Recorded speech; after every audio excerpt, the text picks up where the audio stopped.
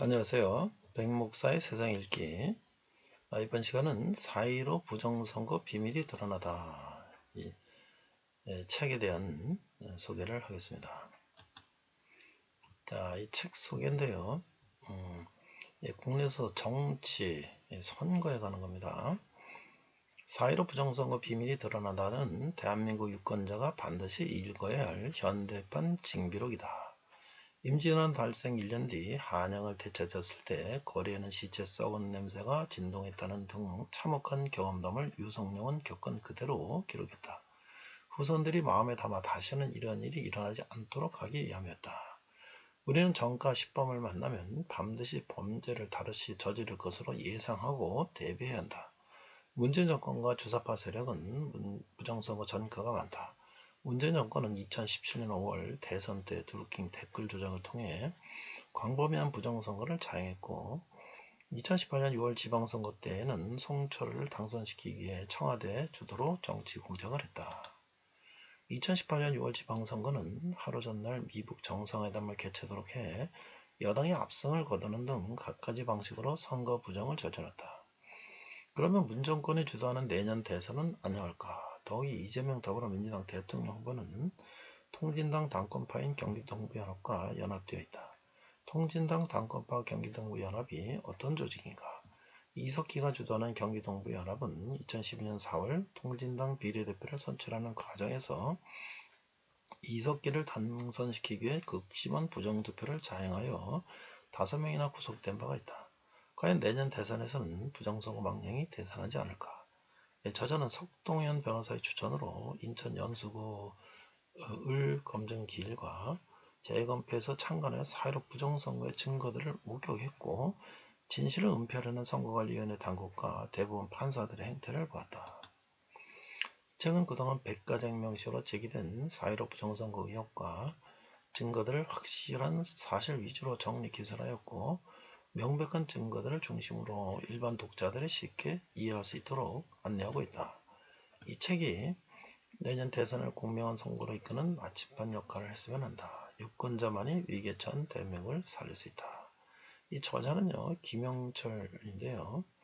이 저자 김영철은 1957년 충남 대전에서 출생했다. 그는 공군사관학교를 졸업한 후 전투기 조종사로 2600회의 비행 업무를 수행했으며 주미 공군 무관과 공군참모차장 및 공군사관학의 교장을 거쳐 2015년 중장으로 전역했다.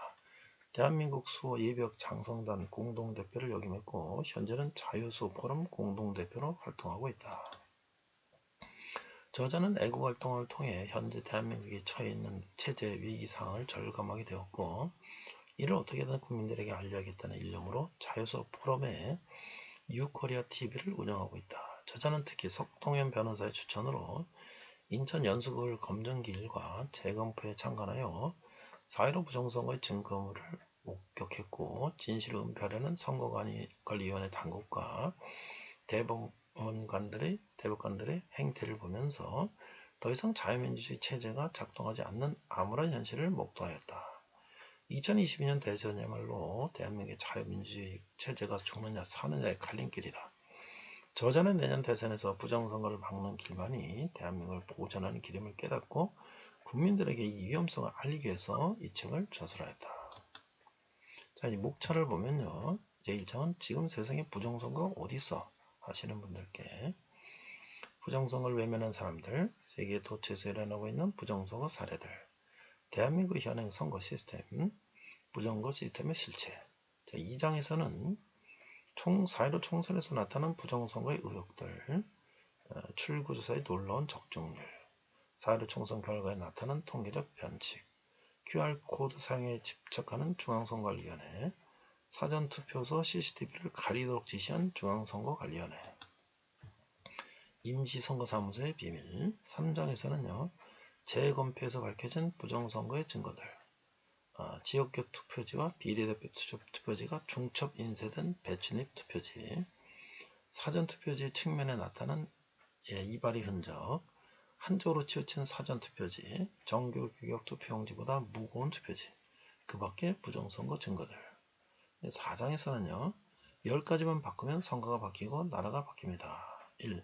사전투표는 폐지하고 당일 투표를 2일로 늘린다. 2. 투표함 이동을 금지하고 투표한 곳에서 개표한다. 3. 투표 인원만 잘 세워도 부정선거 절반은 막는다. 4. 우편투표는 우정사업본부장이 책임져라. 5. 임시선거사무소를 폐지한다. 6. 투개표 사무는 대한민국 국민이 맡는다. 7. 선거관리위원회와 선거소송관정기관을 분리한다. 8. 선거 여론조사 결과 발표를 금지한다. 선거 감사 포스트 엘렉션 어딧 제도를 도입한다. 너무 바쁜 중앙선거관리위원회의 업무를 덜어준다. 브로그는요. 바실레티브의 부정선거 검증, QR코드를 사용하는 중앙선거관리위원회 억지, 재검표 현장에서 발견한 부정선거의 증거들, 사진이 있는데요. 그 다음에 간해 사전투표지 배송 의혹, 투개표 사문 관련 공직선거법 개정 촉구 성명서, 각급 선거관리위원장 보임 현황, 중앙선거관리위원회 미션과 비전. 책석으로 보니까요. 누가 대통령으로 선출되건 간에 그 절차는 투명하고 공정하고 자유로워야 합니다. 2016년 이후 대한민국은 정상이 아닙니다.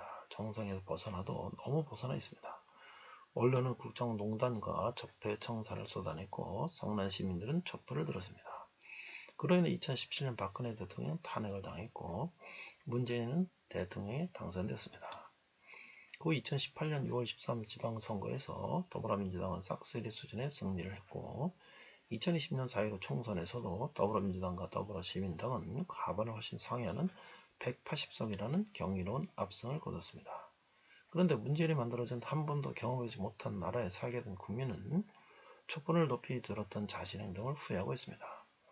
대학교리던 어르신들은 코로나 이후로 광화문 광장 출입을 차단당했는데 민노총은 정부의 만류에도 불구하고 예고했던 대규모 집회를 기획고 강행했습니다. 현 집권 세력과 그 추종자들이 이처럼 무소불위의 힘을 발휘할 수 있는 배경은 무엇일까요? 그 해답은 지난 50년 세월 속에 녹아 있습니다. 1970년대 유신이 선포되자 운동권은 격렬하게 군사정권에 항거했습니다. 박정희 대통령이 그가 임명한 중앙정보부장, 지금의 국정원장의 손에 사라지고 그들을 이어 전두환 정권이 들어서자 운동권은 더욱더 거세게 밀어붙여 1987년 체제를 이뤄냈습니다. 그들이 만들어낸 5년 단임의 직선 대통령제는 대통령을 꿈꾸던 김영삼, 김대중, 김종필이란 3개을 위해서 만들어낸 시대적 합작의 산물일 것입니다. 김영삼의 뒤를 이어 김대중과 노무현 2명의 대통령을 배치함으로써 운동권 세력은 30년 투쟁의 결실을 맛보게 되지만 곧이어 이명박 박근혜 정권의 9년 혹한의 시기가 찾아왔습니다. 그들은 그 기간 동안 정권을 되찾아오면 절대로 놓치지 않으려는 각오와 함께 보수 세력을 괴멸시키는 큰 그림을 그리기 시작합니다. 정상적인 방법으로 정권을 찾아온들 10년 이상 정권을 유지하기 어렵다는 한계를 절감한 그들은 정상적인 선거로 정권을 이어가는 듯이 보이지만 사실은 미리 그 결과를 만들어 놓고 하는 게임과 같은 현실을 설계합니다. 지난 4.15 총선에서 그들은 여론조작과 사전투표와 전자개표기가 뒤엉켜 유권자를 현혹시키는 게임을 벌였습니다. 그리고 대법원을 장악하여 선거소송을 지연시키면서 선거위원회에 유리하도록 선거소송을 끌어갑니다. 4.15 총선 당시 중앙선거위원장이었던 권순일은 퇴직 후 이재명 전 경기도지사가 깊숙이 개입된 화천대유의 고문직을 맡아 고액의 급여를 받았습니다.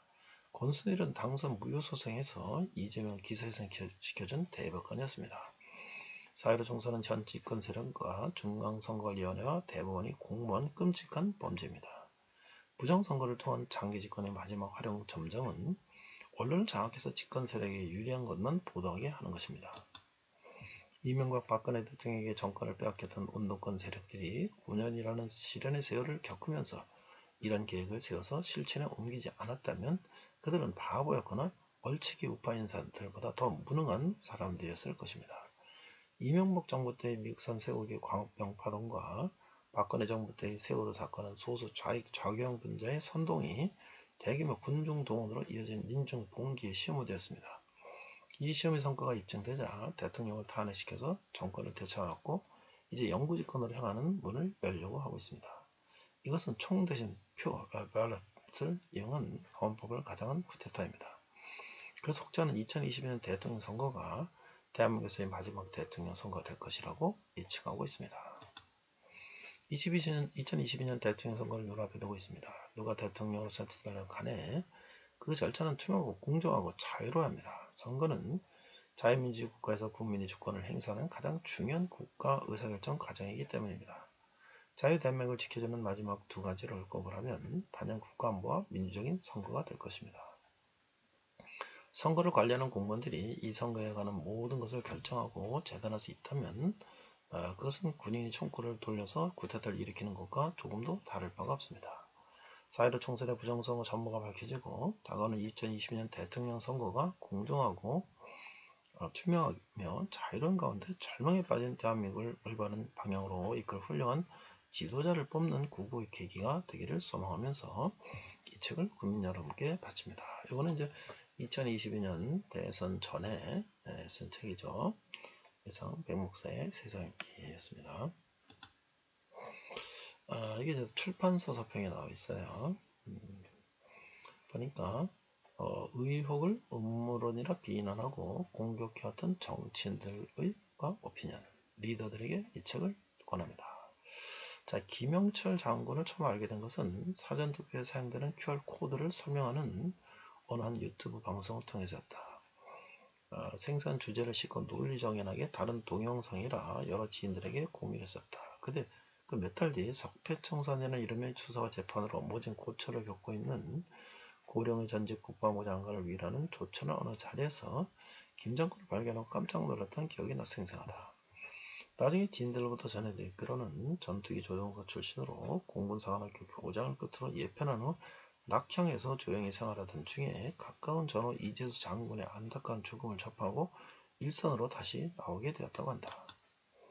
국민들이 재판 결과에 따라 담당 법관이 속한 단체와 출생 지역을 집착하는 시대, 헌법기관인 선거관리위원회가 북한의 선거제도를 허위로 미화하고 전체적 국가의 지도자들을 홍보하며 투표로 민생 파탄을 막아달라는 야당의 현수막 문구는 금지하면서 투표로 친일을 청산하자는 여당의 시대착오적인 문구는 허용하는 시대가 아니었다면 결코 닿지 않았을 인연이었을 것이다.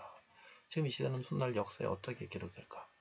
한반도에서 유래했던 70년 자유민주주의 국가가 그 체제의 산물이자 수혜자인 법관들의 직무유기와 주권자들의 반간으로 인해 스스로 종말을 구한 시대로 기록될 것인가? 아니면 끝내 굴복하지 않은 소수에 깨어있는 국민에 의해 체제가 지켜진 기적의 역사로 기록될 것인가? 만약 후자라면 그것을 가능하게 한 진정한 주인공은 이 책의 저자인 김영철 장군, 그리고 지금까지 1년이 훨씬 넘는 기간 동안 유튜브에서 길거리에서 대본에서 SNS에서 한결같이 진실 의명을 외쳐온 자유시민들의 차지가 되어야 한다. 부정선거 의혹을 제기하는 국민들을 향해 음모론이라 비난하고 공격해왔던 사람들, 특히 정치인과 오피니언 리더들에게 이 책을 권한다. 더불어 그들에게 선거의 무결성은 정치인 개인이나 정치 세력의 전유물이 아니라 국민 주권의 문제이자 헌법상 기본권의 문제라는 것을 경고하고 싶다. 우리 민족이 다시는 종의 몽열을 매지 말게 해달라는 건국 대통령의 기도가 이 책을 통해 이루어지기를 간절히 바란다. 2021년 11월에 변호사 하은정, 유정화, 이동환의 이 책에 대한 서평입니다. 이상 백목사의 세상 읽기였습니다.